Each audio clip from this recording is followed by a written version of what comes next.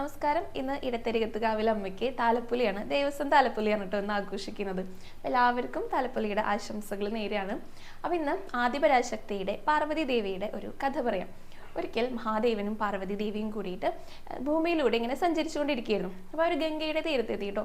അപ്പോൾ അവിടെ അനേകം ഭക്തരെ ഗംഗയിൽ സ്നാനം ചെയ്യാനായിട്ട് വന്നിരിക്കുന്നത് കണ്ടു. അവരുടെ പാപങ്ങളൊക്കെ കഴുകി കളഞ്ഞിട്ട് മോക്ഷം ലഭിക്കുക എന്നാണല്ലോ ഉദ്ദേശം. അപ്പോൾ പാർവതി ദേവി മഹാദേവൻ്റെ അടുത്ത് ചോദിച്ചു, ഈ വന്നിരിക്കുന്ന എല്ലാവർക്കും മോക്ഷം ലഭിക്കുമോ ഭഗവാനെ എന്ന് ചോദിച്ചു. അപ്പം മഹാദേവൻ പറഞ്ഞു, ഇല്ല, എല്ലാവർക്കും ലഭിക്കില്ല എന്ന് പറഞ്ഞു. അതെന്തുകൊണ്ടാണ് എന്ന് ചോദിച്ചു കേട്ടോ. അപ്പോൾ മഹാദേവൻ പറഞ്ഞു, ശുദ്ധമായിട്ടുള്ള ഭക്തിയോടും അതേപോലെ തന്നെ ആത്മാർത്ഥതയോടും വിശുദ്ധിയോടും കൂടിയിട്ട് സ്നാനം ചെയ്ത് കഴിഞ്ഞിട്ട് പിന്നീട് ഒരു തെറ്റും ചെയ്യാതിരിക്കണം, അങ്ങനെയുള്ളവർക്ക് മാത്രമേ മോക്ഷം ലഭിക്കുള്ളൂ. പക്ഷേ ഇവിടെ വരുന്ന പലർക്കും അവർ ചിന്തിക്കുന്നത് ഇതൊരു ആചാരമാണ്, തങ്ങൾ ചെയ്യേണ്ടതാണെന്നാണ്.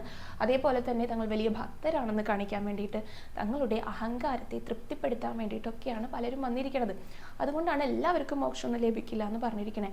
മോക്ഷം ലഭിക്കണമെങ്കിൽ ഭഗവാനെ അറിയണമെന്ന് ആഗ്രഹമുണ്ടെങ്കിൽ ആത്മാർത്ഥത മാത്രം ഉണ്ടായാൽ മതി. ഇങ്ങനെ പുണ്യ നദികളിലൊന്നും സ്നാനം ചെയ്യേണ്ട യാതൊരുവിധ ആവശ്യമില്ല എന്ന് മഹാദേവൻ പറഞ്ഞു കൊടുത്തു. അപ്പോൾ പാർവതി ദേവി പറഞ്ഞു, തീർച്ചയായിട്ടും ഇവർക്ക് ആത്മാർത്ഥതയൊക്കെ ഉണ്ട്. കാരണം ഇവർ ദൂരെ ദേശങ്ങളിൽ നിന്നാണ് വരുന്നത്, ഇത്രയും ദൂരം യാത്ര ചെയ്തിട്ടൊക്കെയാണ് വരുന്നത്. അതുകൊണ്ട് ആത്മാർത്ഥതയൊക്കെ ഉണ്ട് എന്ന് പറഞ്ഞു. എന്നാൽ ശരി, നമുക്കൊന്ന് പരീക്ഷിക്കാം എന്ന് പറഞ്ഞിട്ട് എന്താ ചെയ്തെന്നറിയോ, വേഷം മാറി വന്നു. മഹാദേവൻ ഒരു കുഷ്ഠരോഗിയുടെ രൂപത്തിലും പാർവതി ദേവി അതിസുന്ദരിയായിട്ടുള്ള ഇദ്ദേഹത്തിൻ്റെ പത്നിയായിട്ടാണ് വന്നേ. എന്നിട്ട് പറഞ്ഞു, ഇദ്ദേഹത്തിൻ്റെ കുഷ്ഠരോഗം മാറാനായിട്ട് ഒന്ന് സ്നാനം ചെയ്യണം, പുണ്യകർമ്മങ്ങളൊക്കെ ചെയ്യണം, അതിനുവേണ്ടി ആരെങ്കിലും ഒന്ന് പിടിച്ച് സഹായിക്കുമോ എന്ന് ചോദിച്ചു. ആരും ഇതൊന്നും കേട്ട ഭാവം നടിച്ചില്ല കേട്ടോ.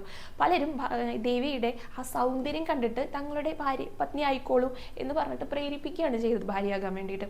പിന്നെ പലരാകട്ടെ ഇതൊന്നും ശ്രദ്ധിക്കണമില്ല, ആരും സഹായത്തിനായിട്ട് വരുന്നില്ല. മണിക്കൂറുകൾ ഇങ്ങനെ കഴിഞ്ഞു പോയിട്ടോ. കുറേ സമയം കഴിഞ്ഞപ്പോൾ ഒരാൾ വന്നു. അദ്ദേഹം കൈയൊക്കെ പിടിച്ചിട്ട് സ്നാനമൊക്കെ ചെയ്യിപ്പിച്ചു. ആ ചടങ്ങുകളൊക്കെ കഴിഞ്ഞു. അദ്ദേഹം തിരിച്ചു പോയി, ഒന്നും പറയാനായിട്ട് നിന്നില്ല കേട്ടോ. ആ പോകുന്നത് കണ്ടപ്പോൾ മഹാദേവൻ പറഞ്ഞു, ഇദ്ദേഹത്തിന് ഇപ്പോൾ തന്നെ മോക്ഷം വാഗ്ദാനം ചെയ്യപ്പെട്ടിരിക്കണമെന്നും. കാരണം അദ്ദേഹത്തിന് മനസ്സിലായി, ഇപ്പോൾ രോഗിയായിട്ടുള്ള ഒരാളിരിക്കുന്നുണ്ട്, സുന്ദരിയായിട്ടുള്ളൊരു സ്ത്രീ ഇരിക്കുന്നുണ്ട്, ഇവർ രണ്ടുപേരിലും ഒരേ ഈശ്വര ചൈതന്യമാണ് ഉള്ളതെന്ന് അദ്ദേഹത്തിന് മനസ്സിലായി.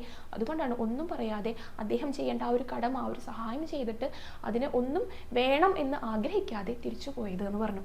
തന്നെ നമ്മുടെ അടുത്ത് പറയുന്നത്, നമ്മുടെ അടുത്ത് നമ്മൾ ആരെയും കാണിക്കാൻ വേണ്ടിയിട്ട് ഒന്നും ചെയ്യരുത്. ഭഗവാനെ കാണണമെങ്കിൽ ആത്മാർത്ഥമായിട്ടുള്ള ഭക്തി മാത്രം ഉണ്ടായാൽ മതി. ഇങ്ങനെ പുണ്യ നദികളിൽ സ്നാനം ചെയ്യേണ്ട യാതൊരു ആവശ്യമില്ല എന്ന് പറഞ്ഞു. അങ്ങനെയാണ് ഈ ഒരു കഥയിൽ പറയുന്നത്. അപ്പോൾ എല്ലാവർക്കും പാർവതി പരമേശ്വരന്മാരുടെ അനുഗ്രഹം ലഭിക്കട്ടെ. ഇടത്തരികത്ത് കാവിലമ്മയുടെ അനുഗ്രഹവും ഉണ്ടാകട്ടെ.